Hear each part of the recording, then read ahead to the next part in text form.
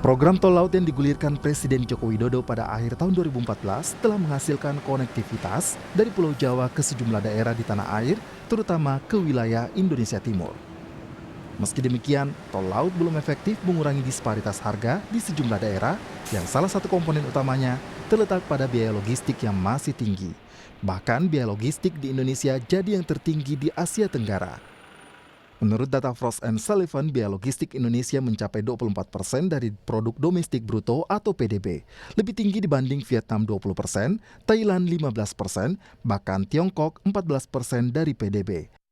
Proyek tol laut yang sudah digarap sejak 2015 yang lalu pun tidak mampu mengurangi biaya logistik. Bahkan disparitas harga antar daerah masih tinggi. Pengiriman barang dari Jakarta ke Kalimantan lebih mahal dibanding Jakarta ke Tiongkok. Dalam rapat terbatas akselerasi program tol laut di kantor Presiden Jakarta, Presiden Joko Widodo meminta agar lembaga dan kementerian segera mencari akar masalahnya. Saya minta masalah ini dilihat secara detail dan komprehensif. Apakah masalahnya di pelabuhan, misalnya urusan dengan dwelling time, atau ada praktek monopoli di dalam transportasi dan distribusi barang sehingga biaya logistik tidak efisien. Selain itu, saya juga mendapatkan laporan bahwa biaya yang sulit turun karena tidak seimbangnya. Ini memang betul, terutama dari wilayah timur, ada ketidakkeseimbangan jumlah muatan barang. Selain penggelontoran dana subsidi 436 miliar rupiah, pemerintah akan memberikan tax allowance dan tax holiday bagi pelaku usaha yang mau berinvestasi di Indonesia Timur. Trayeknya akan ditambah jadi 26. Kemudian yang kedua akan diberikan tax allowance, tax holiday lebih panjang kepada industri-industri yang dibangun di Indonesia Timur untuk memenuhi kebutuhan di Indonesia Timur sehingga bisa jangan terlalu banyak dari Jawa diangkut ke sana lagi karena kos. Nilai tambah transportasi laut untuk PDB hanya 0,3%, kalah jauh dibanding transportasi darat dan udara yang masing-masing menyumbang 2,4% dan 1,62% untuk PDB. Pengamat menilai program tol laut bisa efektif jika ada pemetaan rute yang jelas dan pemusnahan pungutan liar. Imron Fadilah, Chandra Gian, Kompas TV Jakarta. Saudara, tol laut menciptakan konektivitas dan menawarkan peluang pemerataan ekonomi dan pertumbuhan. Dari hasil survei Litbang Kompas pada 29 Februari hingga 1 Maret 2020, sekitar 50% responden belum banyak mengetahui program tol laut ini dan dampaknya pun belum terasa di sejumlah daerah. Terbukti dari masih tingginya disparitas harga dan biaya logistik. Dan di studio kita akan membahas hal ini. Telah hadir Direktur Lalu Lintas dan Angkutan Laut, Ditjen Perhubungan Laut Kementerian Perhubungan dengan Kapten Wisnu Handoko. Dan juga ada ekonom dari Lembaga Riset Ekonomi Core Indonesia, Peter Abdullah, dan Wakil Redaktur Pelaksana Harian Kompas, Mas Haryo Damardono. Selamat pagi, Bapak-Bapak. Terima kasih sudah hadir di sini, Cap. Selamat pagi. Saya mau mulai dengan Kompas dulu, karena ini isunya diangkat oleh Harian Kompas bersama tim Litbang, dan kita sudah lihat selama 2 hari terakhir ini, Mas Haryo. Nah, apa yang menjadi temuan, kalau kita bisa merangkum gitu, apa yang menjadi temuan dari teman-teman di Kompas tentang inefektivitas dari tol laut sampai sejauh ini? Kita sebenarnya sering mendapatkan berita dari teman-teman di lapangan ya bahwa harga di daerah itu tidak turun secara signifikan. Memang ada beberapa daerah yang turun, beberapa daerah yang mendapatkan manfaat seperti kita keluarkan laporannya kemarin, tapi ada banyak daerah yang tidak mendapatkan manfaat. Itu sebenarnya kita kemudian sudah rancang dari awal tahun liputan ini, terus kemudian kita minta Litbang Kompas untuk survei ke masyarakat. Kebetulan kemarin ada ratas ternyata Pak ya. Jadi ya itu ya ini cuman ini aja. Itu ada hubungannya dengan yang dikeluarkan Harian Kompas mungkin? Otomatis. Otomatis. Oke. Jadi pada saat itu sudah dirancang dari awal tahun sebenarnya. Apakah karena sudah mendeteksi juga tampaknya ada target yang belum sesuai harapan nih yang tercapai di 2020 ini terkait dengan tol laut atau apa?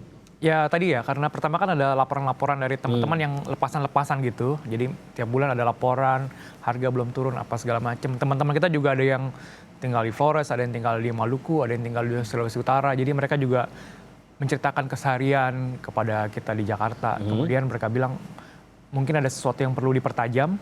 Program ini tidak hanya soal transportasinya atau hal lain. Kemudian mereka menyampaikan ke kita di Jakarta, kemudian kita coba untuk merangkum seperti itu, Mas. Jadi itu yang dikumpulkan. Nah, Captain, sebelum saya tanya lebih jauh, Captain Wisnu ini kenapa mungkin ada yang bertanya di rumah, Iya. kok bajunya berbeda sendiri gitu. Mungkin Captain mau menjelaskan sendiri kenapa hari ini tampilannya beda.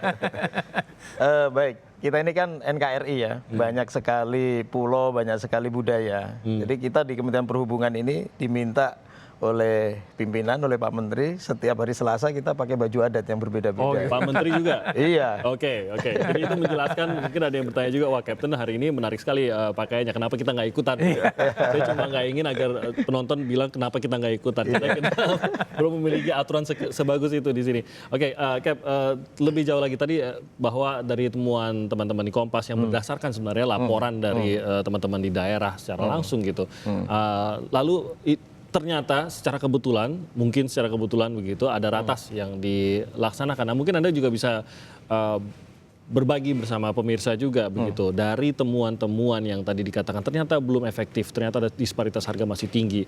Apa yang terungkap dalam ratas ini? Adakah sumber masalahnya langsung bisa terdeteksi di sini atau bagaimana? Baik, Mas. Jadi saya ingin memulai dari tugas Kementerian Perhubungan. Tugas Kementerian Perhubungan utamanya adalah menyediakan sarana prasarana transportasi. Oke. Nah, dalam konteks tol laut ini kita bertanggung jawab menyediakan pertama adalah pelabuhan, kemudian kapal. Ya. Nah, kami melihat bahwa kebijakan tol laut ini cukup bagus. Karena kalau kita bandingkan pada era pemerintahan sebelumnya, tol laut angkutan barang yang disubsidi ini belum pernah ada. Ya. Ini baru diputuskan di 2015 untuk dilaksanakan. Nah, tol laut ini sebetulnya pengertiannya dalam konteks yang luas adalah konektivitas kapal sehingga bisa mendukung perdagangan, baik domestik maupun internasional. Tetapi dalam konteks kecil, ini adalah bagaimana untuk daerah-daerah yang belum dimasuki oleh kapal-kapal komersial, itu juga tetap bisa merasakan konektivitas itu. Nah, itulah kenapa kita memberikan subsidi kepada daerah-daerah tertinggal, terpencil, terluar, dan perbatasan untuk bisa dihubungkan dengan kapal-kapal ini. Sebetulnya sebelumnya tol laut ini sudah ada subsidi yang lain ya, seperti subsidi kapal perintis, yang saat ini jumlahnya sudah 133 trayek, kemudian ada subsidi kapal ternak, kemudian juga ada subsidi untuk kapal penumpang pelni, itu semua disubsidi pemerintah. Nah, khusus untuk logistik, pemerintah mensupport ini dengan menyediakan kapal angkutan barang dalam bentuk kapal kontainer. Nah, ini sudah kita lakukan mulai dari 2016 kita menyediakan mulai dari 6 trayek, hanya memasuki kurang lebih sekitar 30 pelabuhan. Kemudian 4 tahun berikutnya di 2020 ini kita membuka sampai 26 trayek, memasuki 99 pelabuhan. Memasuki yang pelabuhan yang dulu mungkin tidak dimasuki oleh kapal kargo, sekarang kita masukin. Dari Kementerian Perhubungan sendiri mengevaluasi juga tidak terkait dengan seberapa banyak yang menggunakan trayek-trayek tersebut, yang terlibat maupun yang menggunakan jasanya lah begitu. Ya, jadi kapal tol laut angkutan barang yang bersubsidi ini digunakan oleh pedagang-pedagang atau toko-toko yang ada di daerah kepulauan perbatasan untuk membawa barang dari Jawa menuju ke daerah tersebut. Nah, ini umumnya dilakukan oleh pedagang-pedagang yang sebelum ada tol laut dia juga sudah melakukan itu. Nah, polanya biasanya memang monopoli itu terjadi secara natural ya kalau saya bilang. Jadi dari dulu memang hanya orang yang bermodal kuat, toko yang bermodal kuat di daerah itu yang mendatangkan. Nah, ketika tol laut ini di awal-awal dijalankan sampai 4 tahun ini, pola itu juga mereka lakukan di tol laut. Mereka hanya menikmati opsi tambahan lah begitu. Iya, itulah yang di tahun 2018 kita menciptakan suatu sistem ya yang membantu logistik ini ya, bagaimana mengirimnya supaya tidak termonopoli dengan yang namanya sistem informasi muatan dan ruang kapal. Kita menggunakan IT juga, jadi kelihatan di situ yang mengirim barang lebih banyak, ini kita pantau. Itu langsung jelas. Nah, kalau dari catatan di Harian Kompas yang kemarin, ini kan ada juga keluhan beberapa pedagang yang mengaku bahwa salah satu kendalanya adalah ketidakjelasan jadwal. Adakah hal ini terjadi dan terdeteksi di perhubungan? Ya, memang kita juga mengidentifikasi masalah jadwal ini sebagai salah satu masalah utama. Sebab yang pertama adalah konsolidasi muatan. Jadi karena kapal ini hanya satu-satunya yang memasuki daerah itu, kadang-kadang konsolidasi muatan ini belum siap. Jadi konsolidasi muatan ini kan dikumpulkan ya muatan, terutama kalau muatannya yang less than container load, artinya satu kontainer isinya beberapa shipper atau beberapa penerima barang. Nah, kapal sudah datang tapi belum siap. Kita tunggu. Kalau nggak kita tunggu, ini nanti harus 14 hari lagi atau 1 bulan lagi kan begitu. Nah, ada juga masalah di beberapa titik pelabuhan setelah adanya tol laut, throughput meningkat. Tetapi kemampuan menerima sandar kapal, dermaganya itu terbatas. Kemudian juga lapangan penumpukan di beberapa daerah itu juga terbatas. Contoh saja misalkan seperti di Morotai, di Saumlaki, Dobo, itu lapangan penumpukan tidak banyak. Nah, akhirnya kontainer di stripping atau dibongkarnya itu di pelabuhan. Ini juga mempengaruhi kecepatan. Ya, tapi kalau saya katakan di Tanjung Perak atau di Tanjung Priok itu tidak ada masalah. Jadi masalahnya justru di beberapa pelabuhan di daerah. Oke, jadi memang secara infrastruktur pun masih ada kendala juga begitu ya, mengenai kemampuan dari lokasi tersebut. Nah, Pak Peter, ini kan dari 2015 begitu, kita berarti sudah melihatnya selama 5 tahun ini berjalan dan ternyata terungkap dari hasil temuan dan juga bahkan laporan dari daerah tampaknya belum bisa maksimal menggunakan tol laut ini. Ini akan membuat kita lebih susah lagi untuk menciptakan target besar yang kita inginkan dari tol laut ini begitu. Bagaimana Indonesia kembali lagi menjadi salah satu penguasa maritim terutama di daerah Asia dan Asia Tenggara. Nah, apa yang kalau Anda lihat apa yang seharusnya bisa membuat tol laut ini terutamanya lebih efektif? Tahu tadi Kapten lebih berbicara mengenai teknisnya, tapi ini bagaimana biar efektif ke ekonomi masyarakatnya agar setidaknya biaya dulu deh bisa ditekan. Adakah yang salah di sini? Ya, sangat disayangkan ya Mas Timothy ya. Karena tol laut ini yang kita tahu adalah satu program andalannya Pak Jokowi pada saat kampanye di tahun 2014. Jadi kita sebenarnya sudah mendengar tol laut itu sudah cukup lama, ya sekitar 6 tahun, lebih dari 5 tahun sebenarnya. Ya. Dan sangat disayangkan, tanda kutip, kita menyadari bahwasanya tol laut ini tidak efektif, itu harus kita sampaikan setelah 5 tahun berjalan. Ya. Seharusnya lebih cepat. Ya, seharusnya lebih cepat. Ya. Dan saya kira kita perlu mengharapkan Pak Jokowi lebih sering marahnya ya, lebih sering mengingatkan ya bahwasanya tol laut yang menjadi program andalannya itu ternyata tidak efektif ya, belum efektif dan itu seharusnya marahnya udah dari yang lalu-lalu. Oke. Kenapa ini tidak efektif? Karena memang kita melihat tol laut yang memahami tol lautnya itu parsial sekali. Ya.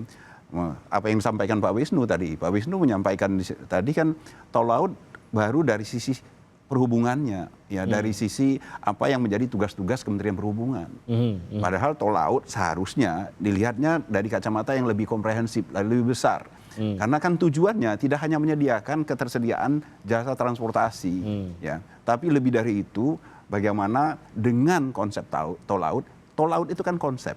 Ya. Ini kan menggambarkan bagaimana sebenarnya untuk menyukseskan tol laut ini ya banyak sekali pihak yang terlibat. Banyak ada sekali, yang seperti perhubungan yang mengurusi kapal dan pelabuhan, tapi di sisi lain ada yang juga mengurusi bagaimana ekonomi di daerahnya juga bisa terangkat agar ada barang yang dikirim. Jangan sampai ada kapal nggak ada barang yang dikirim kan gitu. Itu yang harusnya. Jadi bagaimana tol laut ini bisa efektif dari awal merancangnya tol laut harus dilihat sebagai suatu konsep dan konsep itu akan bisa terwujudkan kalau melibatkan banyak sekali pihak. Ya. Dari awal ya, apa yang disampaikan Pak Wisnu tadi permasalahan-permasalahan itu sudah diidentifikasi sejak dini ya bahwasanya kita ini kan tujuannya untuk meningkatkan ya, mengurangi disparitas harga ya agar supaya daerah timur bisa maju juga dengan harga-harga yang terjangkau. Kan begitu ya Mas Arya ya. Dan itu yang kemudian dikeluhkan. Selama ini kan keluhannya kayak gitu. Misalnya harga semen, itu kan juga yang disampaikan oleh Pak Jokowi di awal-awal kampanye dulu. Harga semen yang di Papua yang harganya berkali-kali lipat di Jawa. Ya, mereka juga berhak untuk harga yang rendah, harga yang terjangkau. Ya. Berarti kita untuk memperbaiki, ya, memperbaiki masalah disparitas harga ini, gagasan tol laut itulah yang kemudian disodorkan. Tapi harus dilihat bahwasanya untuk mewujudkan itu, karena yang ingin dicapai adalah perbaikan di pemerataan harga, berarti tidak hanya sekedar menyediakan kapalnya, tapi juga harus menyediakan bagaimana kesinambungannya, bagaimana keseimbangan antara barang pergi dan barang pulang. Ya. Artinya juga harus melibatkan banyak pihak. Ya. Jadi Anda melihat masih ada kekurangan di situnya, berarti. Maksudnya secara teknis untuk operasional tol laut, tampaknya sudah berjalan dengan ini yang saya tangkap dari kata-kata Pak Peter. Operasional yang tampaknya cukup bisa berjalan, tapi ya otomatis operasional ini pun akan terganggu kalau aspek itu tadi, aspek lainnya daerah, tidak aspek dilengkapi. lainnya.